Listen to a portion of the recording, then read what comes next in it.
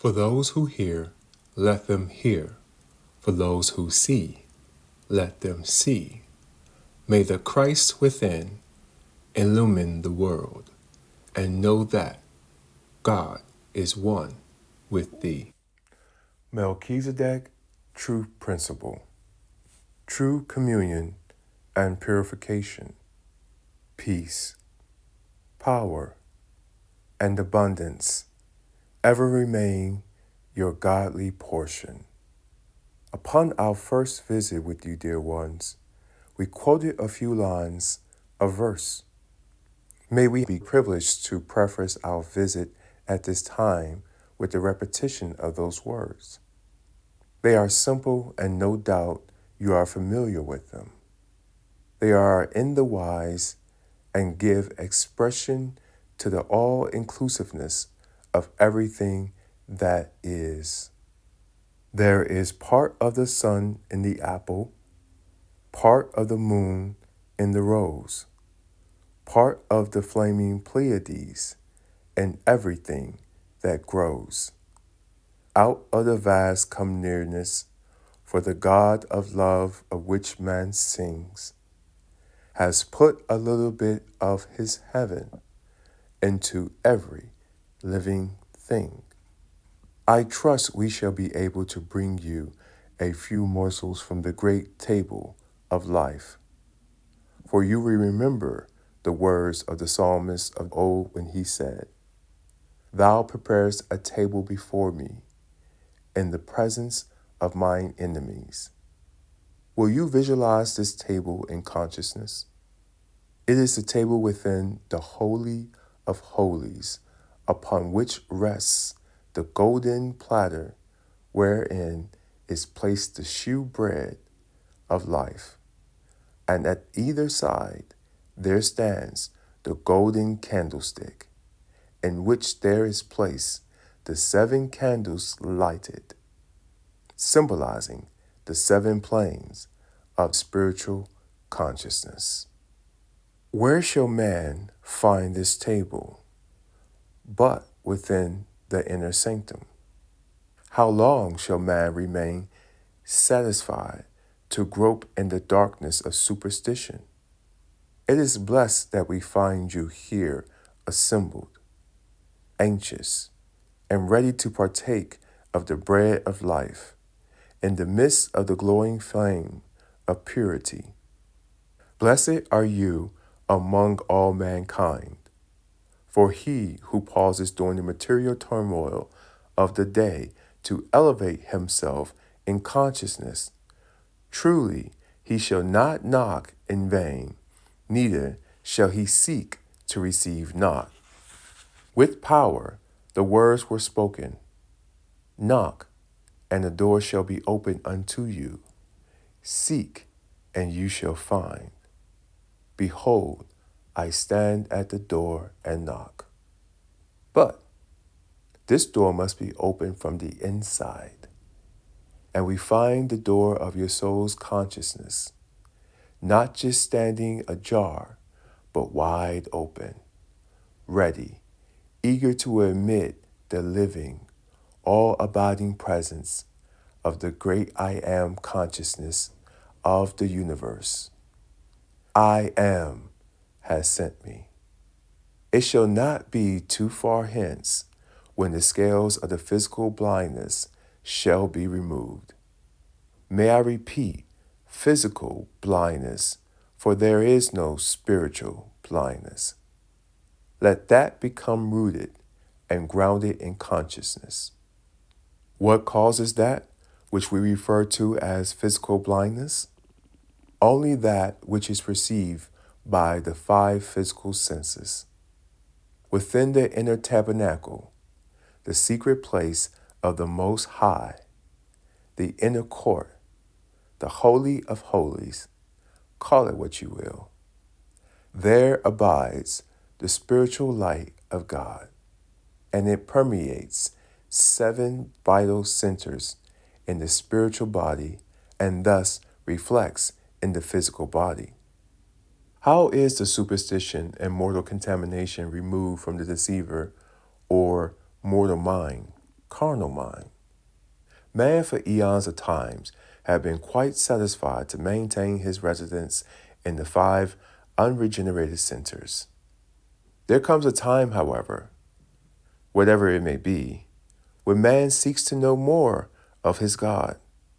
Sometimes and quite often, it is brought about by some physical chaos, and though man has denied the beneficence of prayer, yet, shall I say, instinctively, intuitively, he resorts to prayer, if it but be 3 words uttered, God help me, and those 3 words, sincerely uttered, are all sufficient. What takes place? There is a mountain referred to in the Holy Writ called Mount Zion. Where shall we, in consciousness, find that mountain? We will find it in the uppermost part of the physical structure. It is quite commonly referred to in reference to 2 glands, the pituitary and the pineal gland. Some prefer to say the pineal. We desire to refer in this manner. The pituitary and pineal, there is the dwelling of the great I Am, the Jehovah of the universe. How is the ascent made? Through desire, dear hearts. Do not try to discard one particle of that which you have perceived through the 5 physical centers. Take it all with you, and as you begin the ascent to the pinnacle of Mount Zion, to the dwelling place of the indwelling God, the power of the 7 illuminated centers shall descend, and as they do, they shall purify that which is unregenerated. And unto who follows me through the regeneration, I shall give up him the power to reign with me upon 12 thrones. Man must reign upon the 5 physical thrones, but he must reign upon them with the regenerate power. They shall become sheep in the pasture of the great shepherd, and no longer wolves of destruction. Much has been spoken, and volumes have been written upon the power of free will. Man is free to taste of that will, but when he has come to the bottom of the cup and tastes of its bitter dregs, and cries, Abba, Father, the regenerated will, which is indeed the free will, or the will of freedom, shall tear from his eyes the scales, loose from his hands and feet the shackles that they bind, and in the freeness of the living God, he shall stand before the table laden with the abundance of spiritual food, and there he shall feast, and no longer of the forbidden fruit. Knock, beloved, the door shall be open. Seek, ye shall find. Ask, and it shall be granted unto you.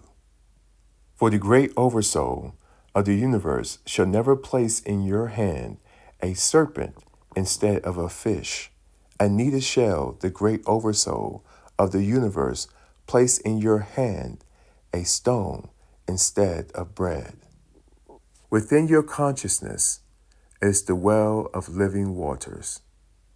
You have but to drink of it. Truly, it shall become the wine of life unto your souls.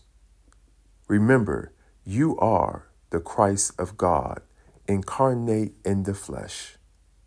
You are the honored guest at the wedding of Cana. Turn the water into wine, dear hearts. Drink of it freely, for it shall cause the marrow of your bones to be rich, and the fiber of your body to become strong. Fear not to ask of the great creative power man has learned to call God. If you ask in small measure you shall receive. Ask in abundance, and abundance you shall receive. Remember, dear hearts, never forget these, my parting words. Share when you can, in the measure in which you have been prospered to share, if it is but a kindly smile, the warmth of your hand in the hand of another, your hand placed in the benediction of love upon a weary brow. Share, dear hearts, for as you share, your coffers shall become filled, your granaries shall become filled to overflowing, and the window of your heaven, the doors of your heaven shall open wide and shower upon you innumerable blessings. This law is in your keeping. Use it wisely. Do not measure yourself short with the yardstick of judgment by measuring the frailties of your fellow man. We thank you for this opportunity. Bless you, bless you. Peace, peace, peace. So mote it be.